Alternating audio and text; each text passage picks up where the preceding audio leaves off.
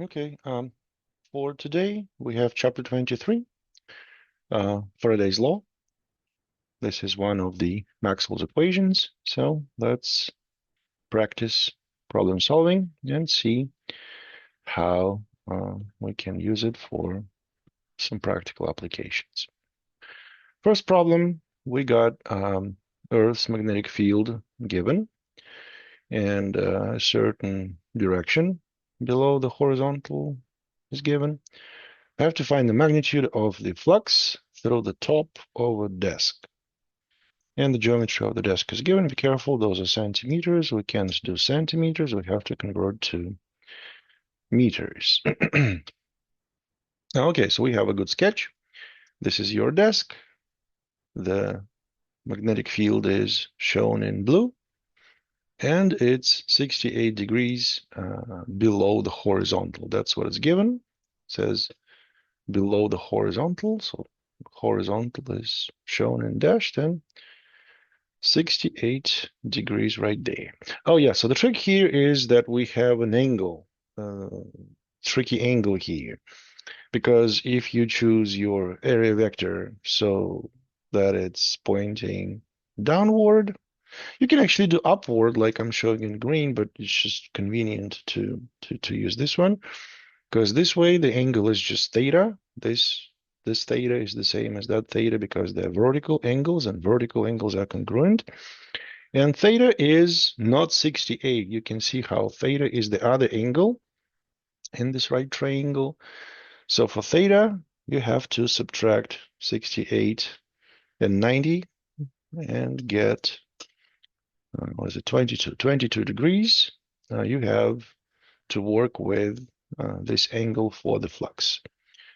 Flux is, remember, any flux. It's not just the magnetic flux, but electric flux was also the field dot the area vector. So we still have the same setup. It's just now it's the magnetic field dot the area vector, and it's still the dot product. So you work with cosine of that angle. And this time, once again, it's not 68, even though 68 is given. It's the other angle, cosine of 22 degrees.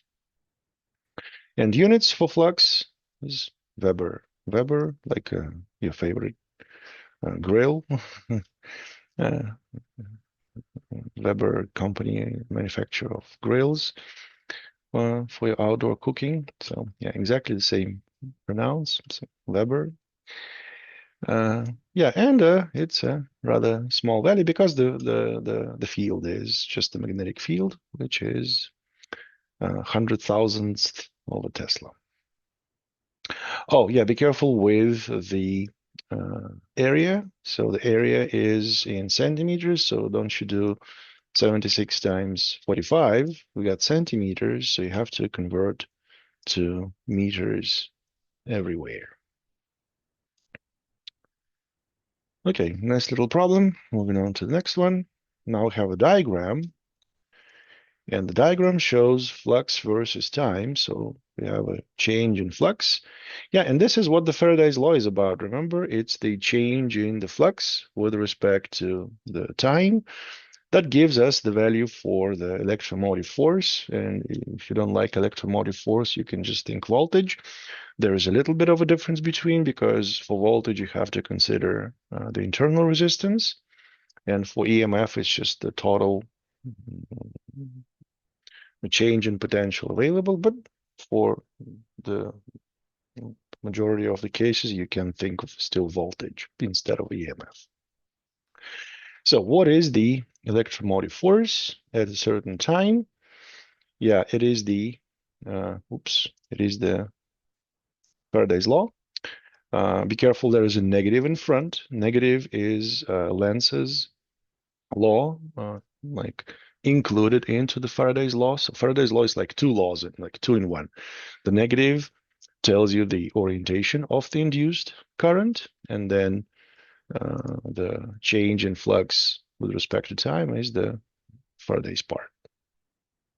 So the first part is when we have 0.05 of a second. So we are in the first part of the diagram, the first part of the graph that you see. So I'm showing it enlarged right here. N is the number of turns. How many turns? It says single loop. Single loop means just one turn. So N is just one. And then the change is always final takeaway initial, remember? So final is 10, initial is 0. So it's 10 minus 0 for the change. And the time is from 0 to 0.1. This is the change in flux with respect to time. Be careful, it's still negative. There's still negative in front. This is the Lenz's law that we will discuss in later problems. So for now, just keep the negative, and it's a negative 100 volts that we are talking about. Okay, moving on to a different part, to the different timing. Everything is the same. There is still a negative.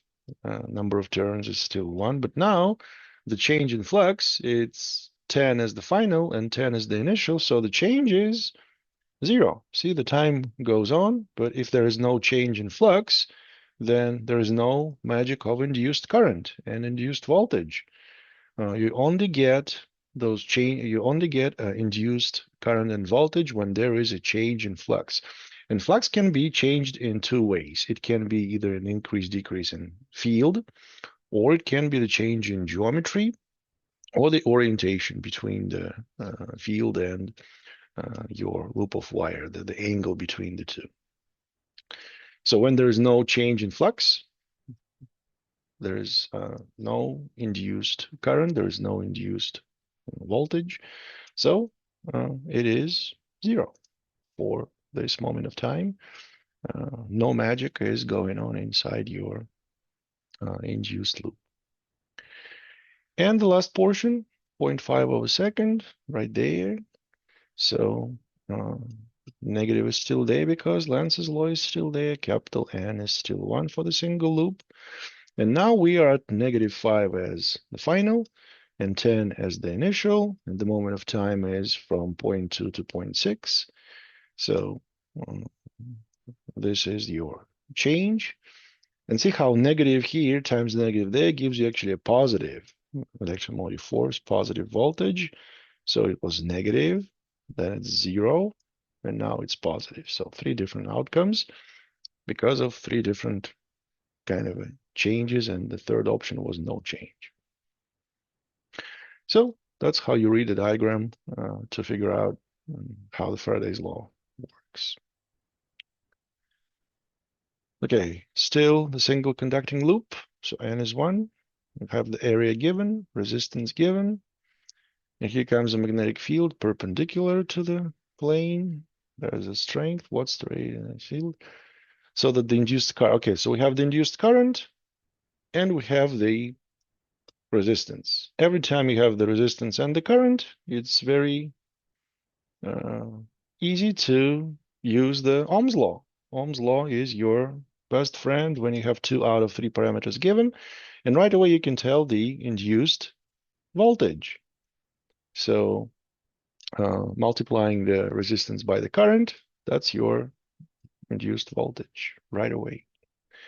So what's the rate that the field will change? Well, yeah, then you can use the Faraday's law to use it. Yeah, so here's a little sketch. We got the field in the rightward direction. Let's say the area vector has the same direction, so that the angle between the two vectors is 0. And yeah, this is your Ohm's law. That's the part that you should always think about. Every time there is a voltage and the current, you can calculate resistance. If there's a current and resistance, you can calculate the voltage, and all the options are on the table. So the current is given, and voltage is given, multiply them, boom, you got the induced voltage.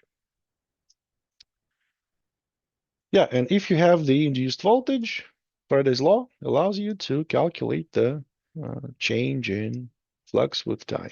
See, for flux, once again, 2 options. You can either change the geometry, increase or decrease, or you can change the magnetic field, or you can change both.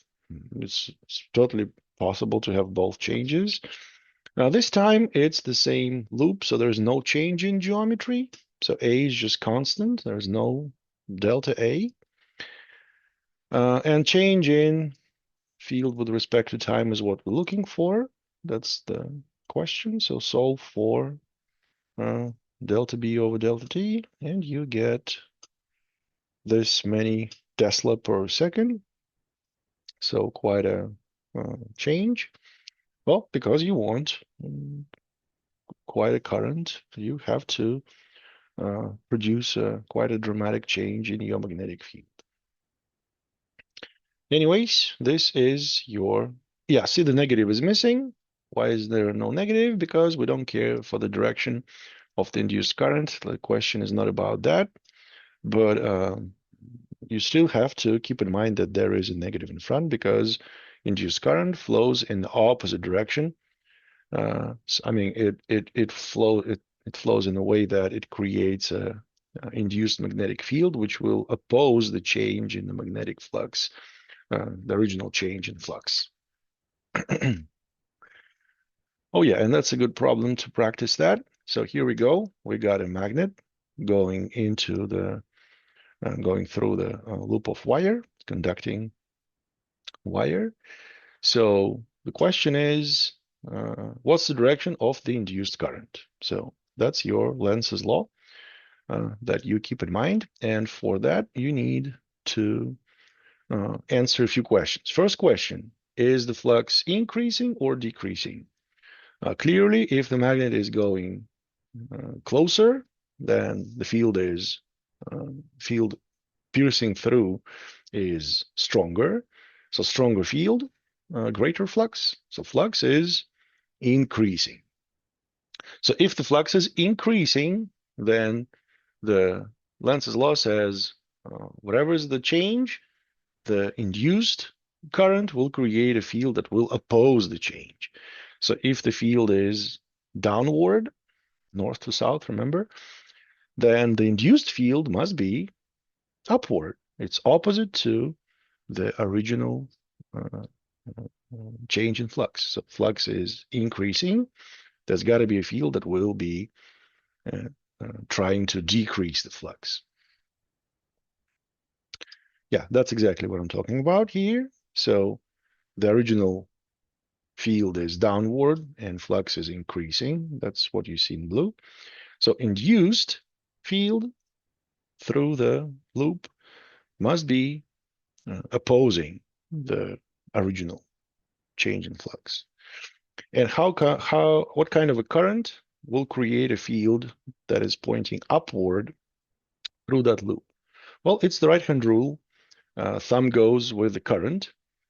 So thumb goes with the current, and you curl with 4 fingers. And only this direction of a current creates a field through the loop that is upward. So 4 fingers curling upward. The right-hand rule for the current tells you that the only direction for the induced current possible is this one. Let's say that magnet is pulled out of the loop. If it's pulled out, then the field is going to be less and less. So the flux would be decreasing. And then the induced field will uh, will be going downward in the same direction that the original field was because it opposes the change. And if the change is decrease, then we need some more field in the same direction so that when you add them up, the field gets stronger. So for the magnet going into the loop, that's what you get. If the magnet is going out of the loop, the induced field would be downward and the direction for the current would be the opposite. This is the idea behind the Lenz's law. Okay, oh, there is an RC circuit now. We got the resistance and the current, excuse me, the resistance and the capacitor, and it's uncharged, so uh, nothing going on in the beginning. And then there is a field pointing into the page. Those crosses mean the field is into the page. And then it reverses direction. And now it's pointing out of the plane. Okay, so that's the initial setup. And the final setup is when the field is actually going in the opposite direction. Okay, what's the maximum charge, sign and magnitude on the upper plate of the capacitor? Okay, we have a lot of work to do here. So first of all, let's draw the final setup with all the induced parameters to understand what kind of current we get. Because if you know the current, you can figure out the charge. So it was the field into the page. Now the external field, you can see it's out of the page. So those dots represent the field that is out of the page. So it changes from into the page to out of the page, and therefore the current will flow in a way that the field will oppose the change. So this is your induced field direction in red. And what kind of a current will create such a field? Right-hand rule, uh, say thumb to the left, and you curl 4 fingers, you will be curling into the page. And in here, you have the thumb to the right and 4 fingers curl, you will get out of the page on top of it and into the page into it. So this is your direction for the induced magnetic field. Anyways, that's the direction for the current. This is the induced current. So remember the current, the conventional current is plus to a minus. So all of those pluses will charge the top plate of a capacitor, and the other plate is going to be negative. So it is going to be a positive charge for the top plate because the current flows this way.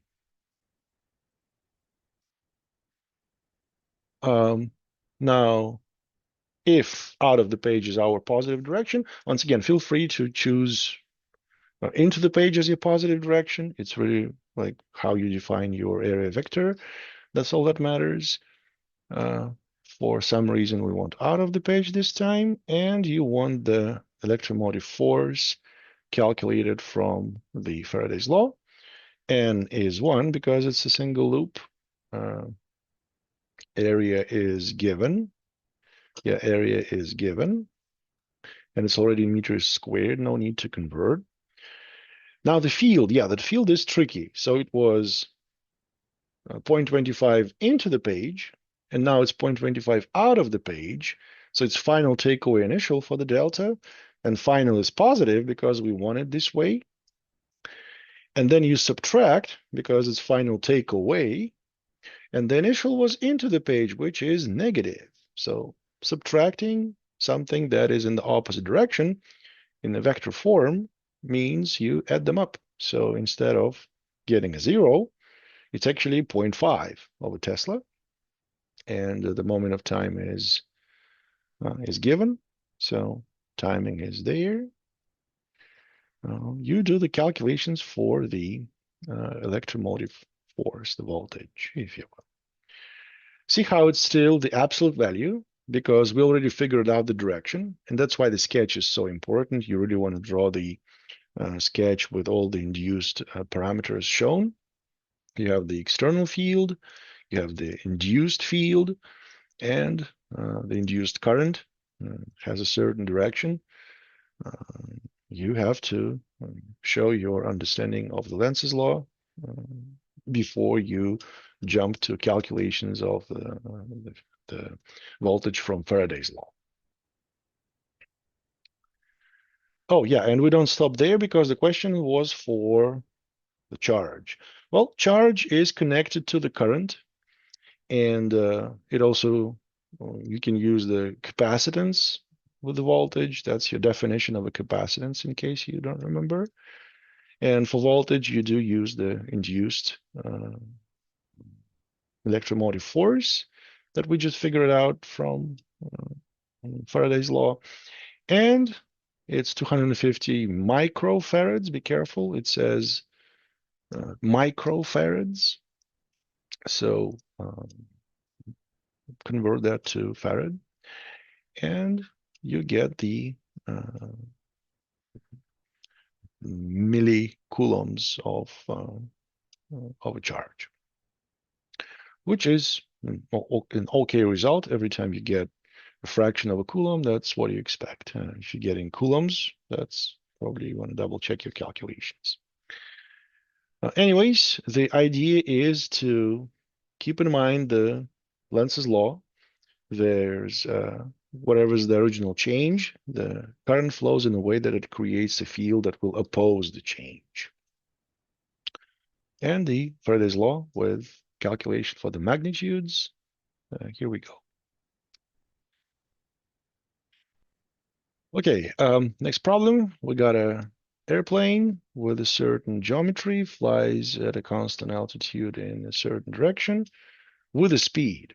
Oh, be careful. Speed is in kilometers per hour. Don't forget to convert to meters per second. We got a magnetic field and a horizontal component. Yeah, horizontal component doesn't really matter because it's going to be the sine of 0 degrees between the horizontal component and velocity.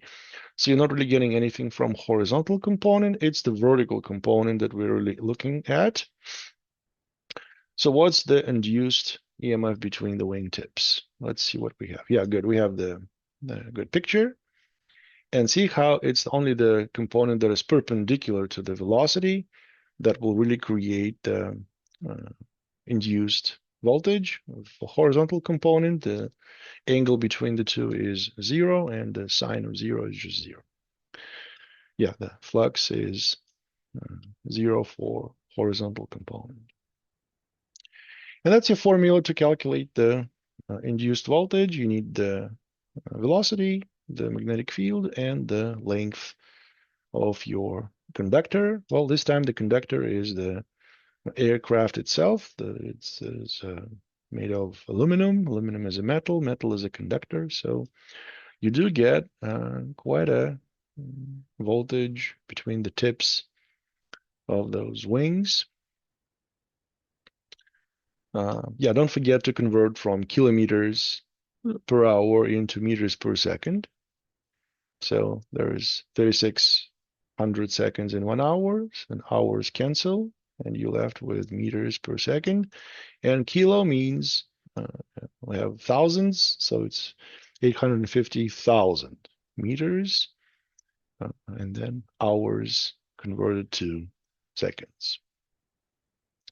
Magnetic field is given. It's only the vertical component. Be careful, because for horizontal component, there is no flux piercing through your conductor, and the length of the wingspan, the length of a conductor, gives you half a volt. Well, still, something to consider.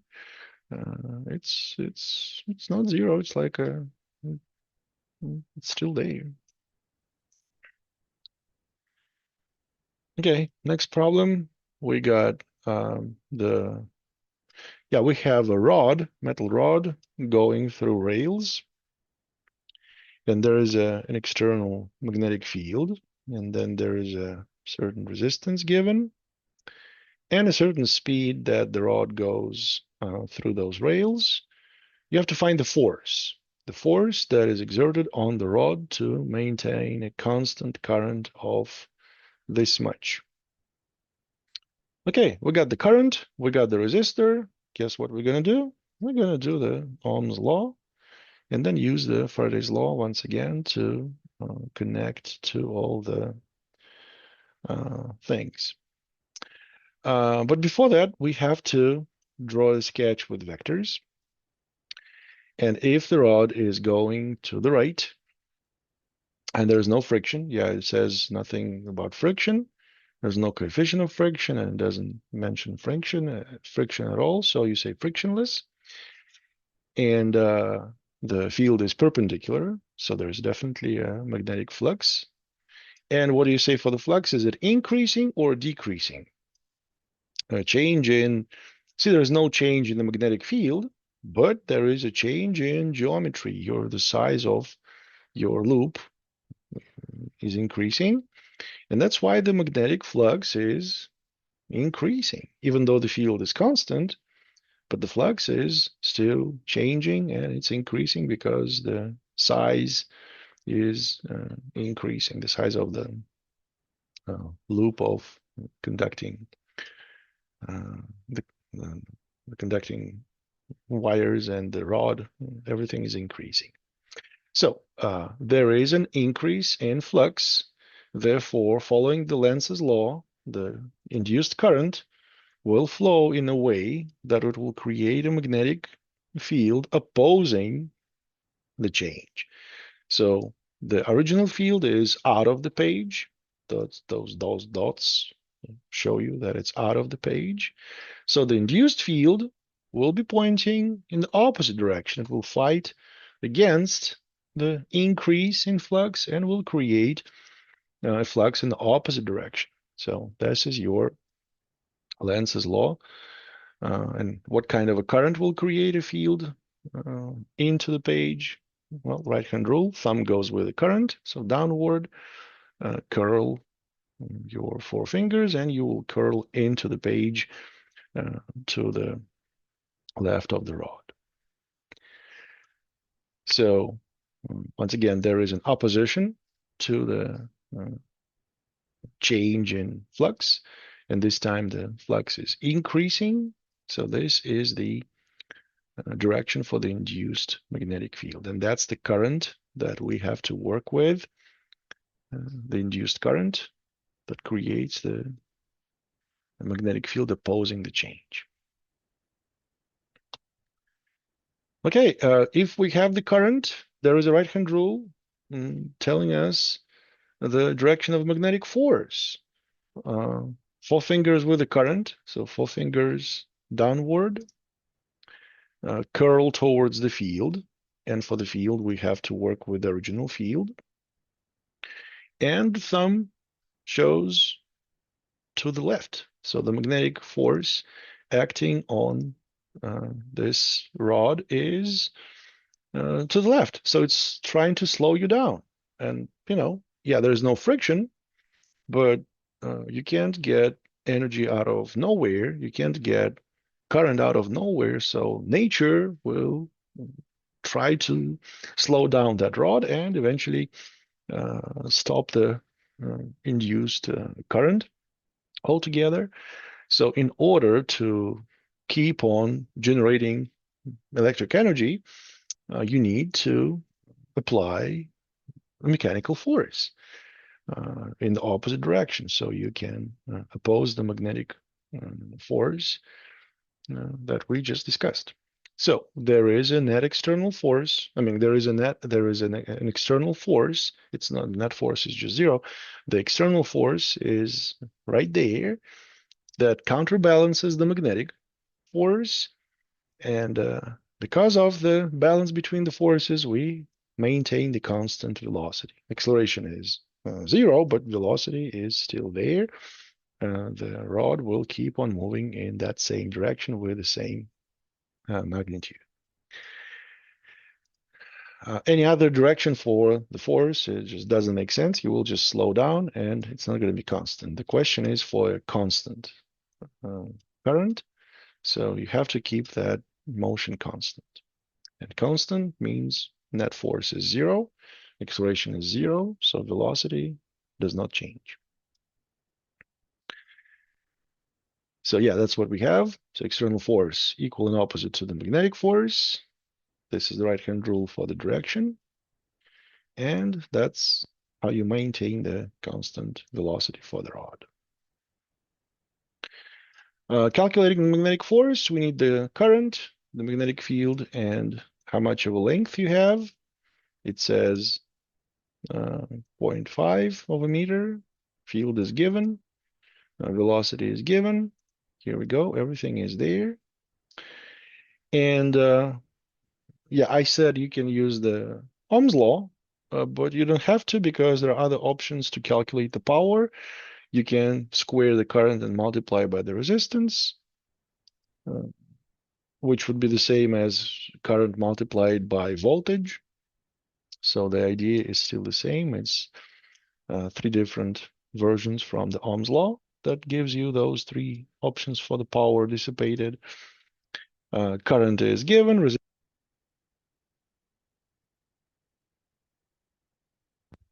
One, two, one, two. So headset turned off. So the current is given, resistance is given. You can calculate the power right away. And therefore, it is the power generated by the external force, the force by itself times the speed. You can see that the numbers are exactly the same. So you can think about this whole thing as like a generator. Remember, generators, they convert um, mechanical energy into electricity. And you can also do the opposite. If for some reason you want the mechanical energy, then you need a change in magnetic flux. That's exactly how we uh, go with motors. Yeah, and there is a note about it, by the way. Yeah, we have kinetic energy is constant. So power generated by the external force is dissipated by the resistor.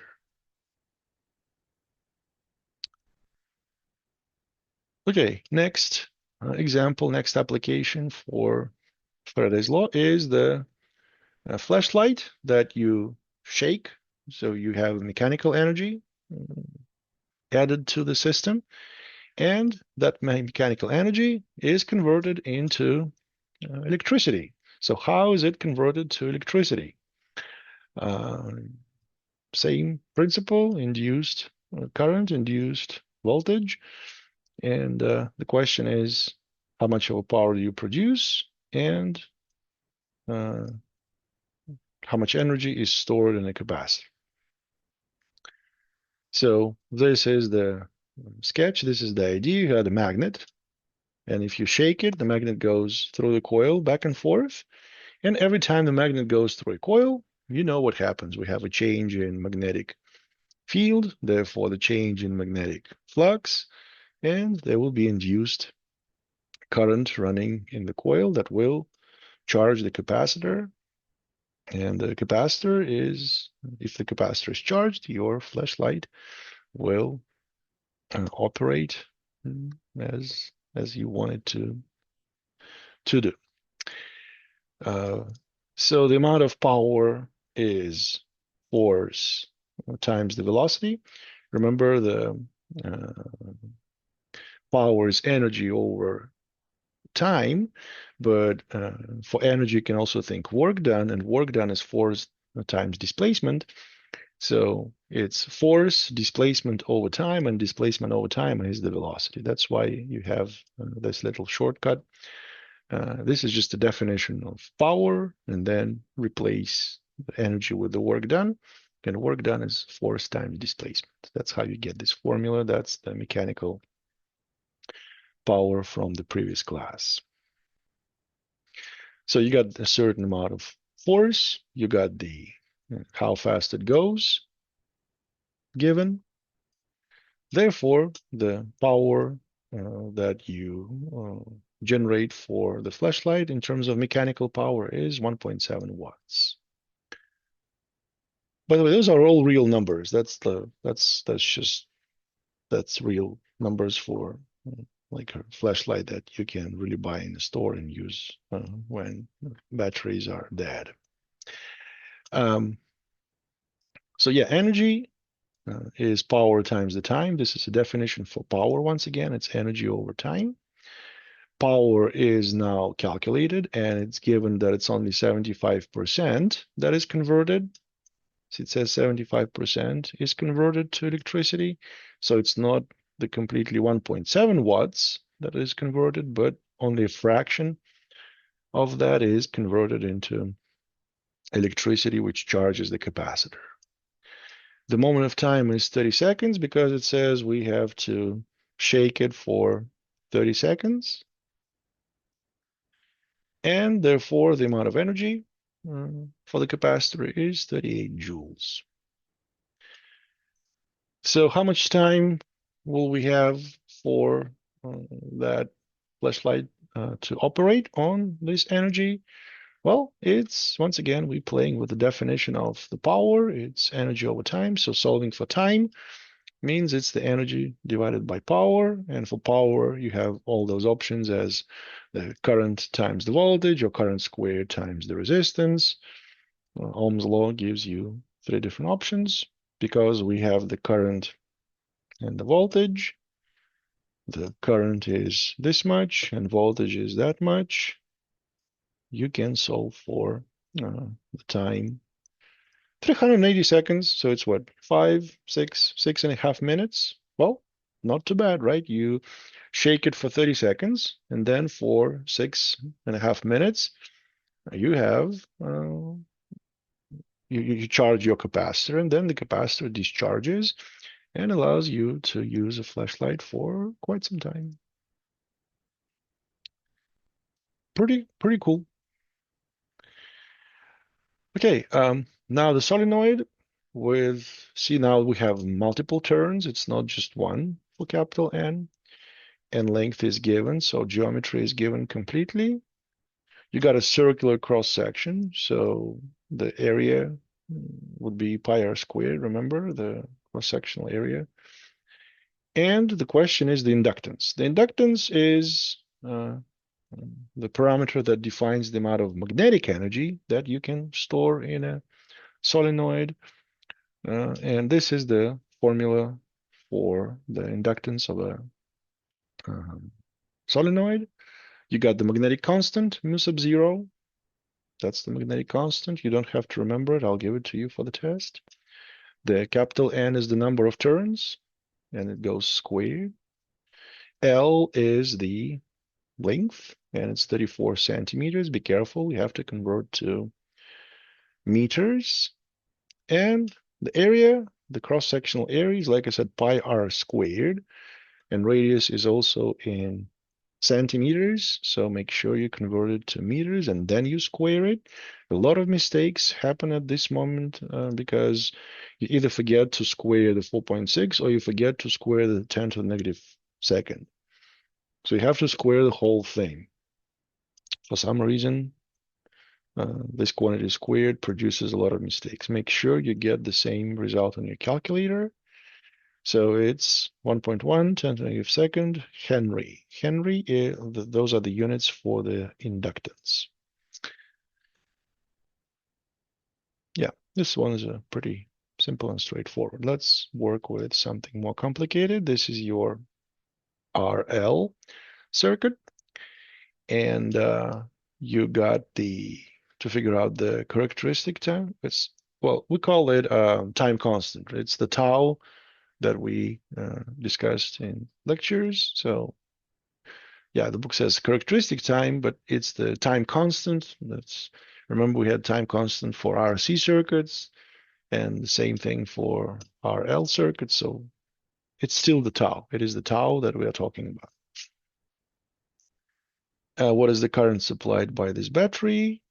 And yeah, once you close the switch right away and after a long time. Okay, so first of all, you see you have a bunch of resistors. You definitely don't want to work them one by one. You want the equivalent resistance. And you see this one and that one, these are in series. And then those two are in parallel with this one. And then those three are in series with this one. So let's work it yeah, one by one. So this R with that R gives you double R, the connection in series. You have to add them up with no reciprocals and no inverses, just as is. Connection in series, you add them up as is.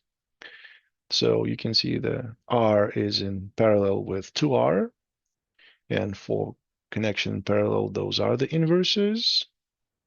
Yeah, good, I'm not skipping steps here. So connection in parallel, for 2R and R, you get 2/3 of an R because you're doing the inverses. See, don't forget to do the last flip. The most common mistake here is you keep it as 3 over the 2R. But the answer is actually the flip of that. You have to put 2R on top and 3 at the bottom. So 2/3 of an R is your uh, result from the parallel connection. And one last step is R in series with 2/3 of an R. You add them up together, so you get 5/3. 5/3 of an R. This is the equivalent resistance for the circuit. R is given as 61 ohm. So 61 ohm times 5 divided by 3 gives you 102 ohms. So now it's the better looking circuit, RL circuit. Let's see what we can do. Yeah, for time constant, it's just a definition for a time constant. It is the ratio between the inductance and the equivalent resistance. Inductance is given, I believe. Yep, it's 31 millihenry. See how it's M, not mu. We had a mu before. I just want to point out the difference on how it's written. Do we have micro somewhere? I remember we had micros. Where's the micro? Hello.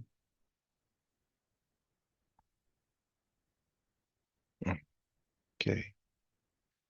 For the micro, you need the mu.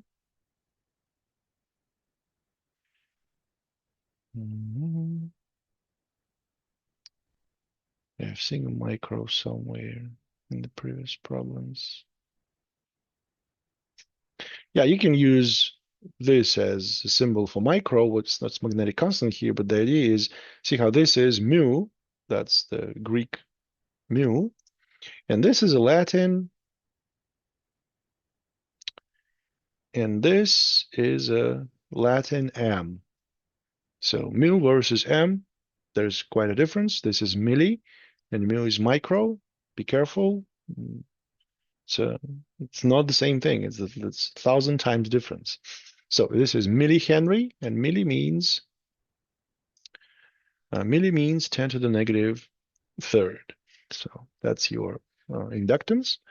The equivalent resistance is what we just figured out. So divide those, and you get the. You see, the book says characteristic time, but it's just time constant. That's how most of the time you would hear that. And this is your formula from the analysis of a differential equation that you don't have to solve the actual differential equation.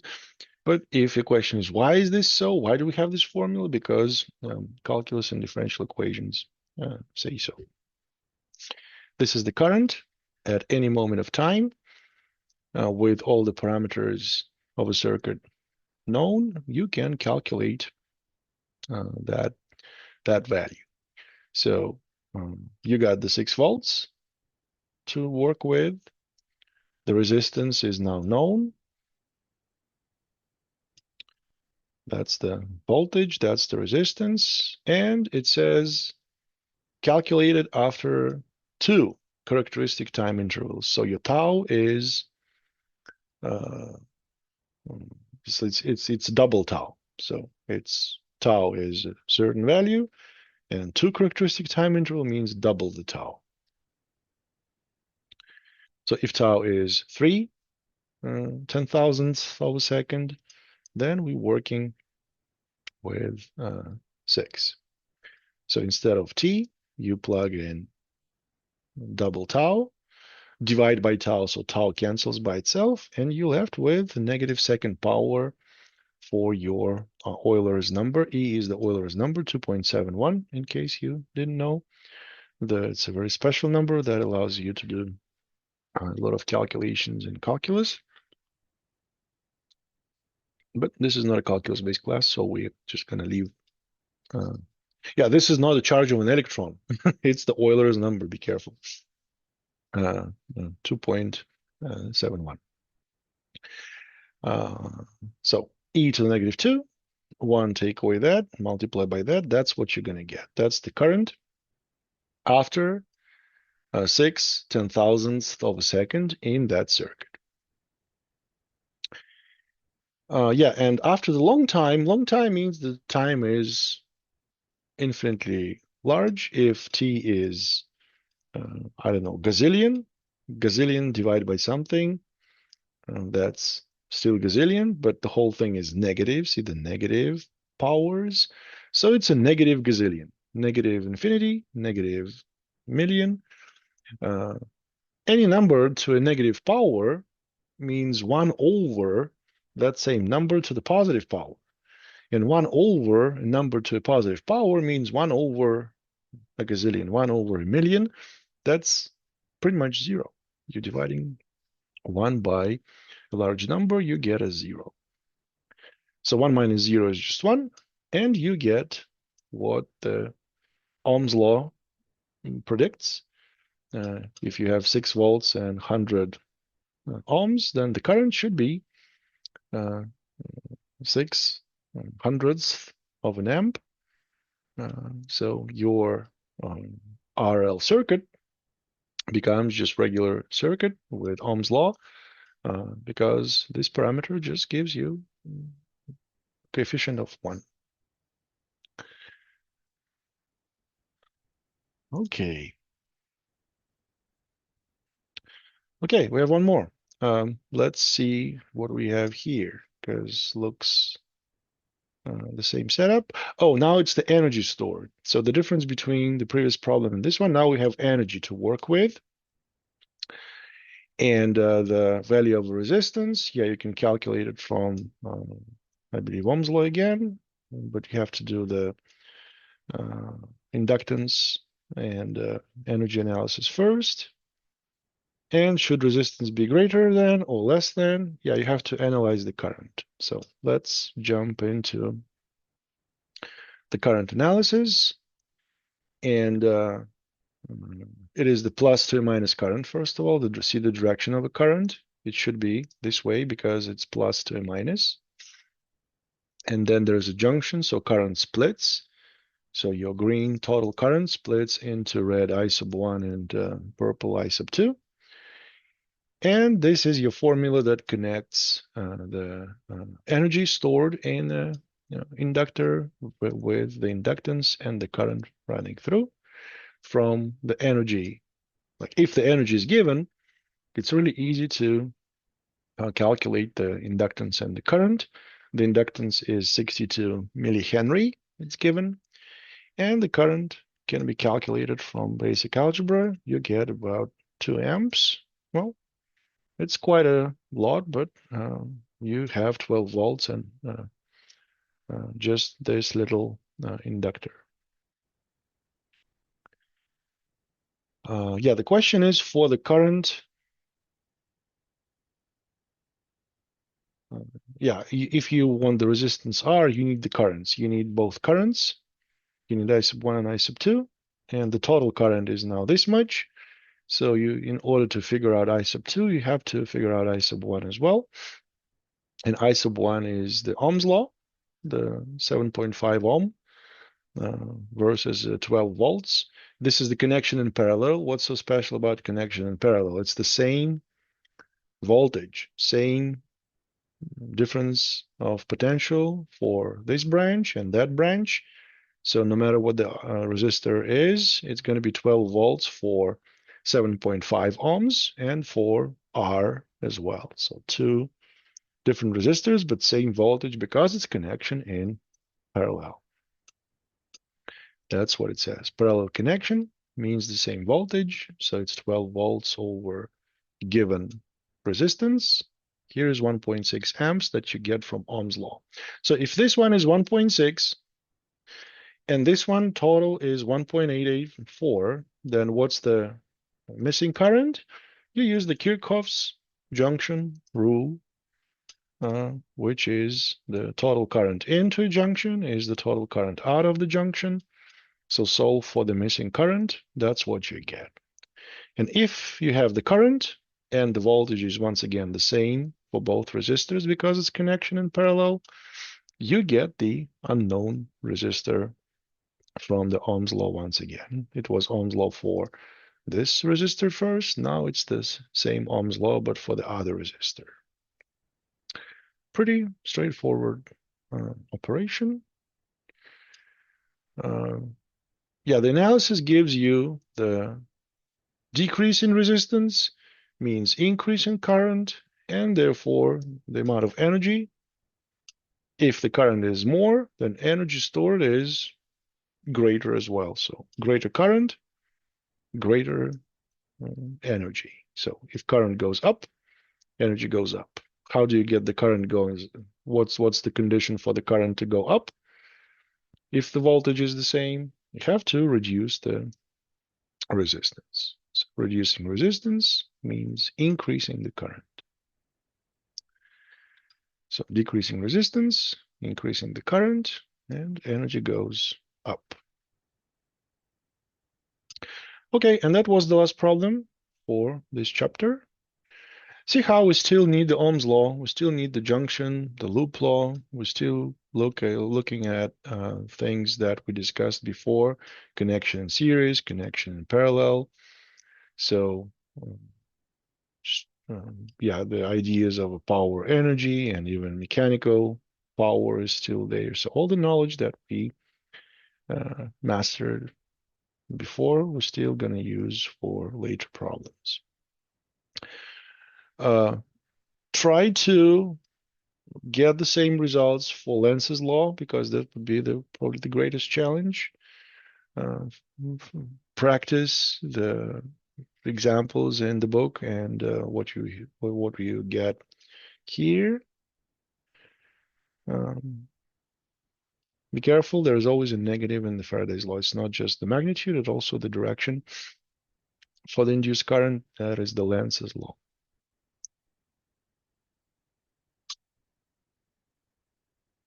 Yeah, that's it for this chapter. See you next time.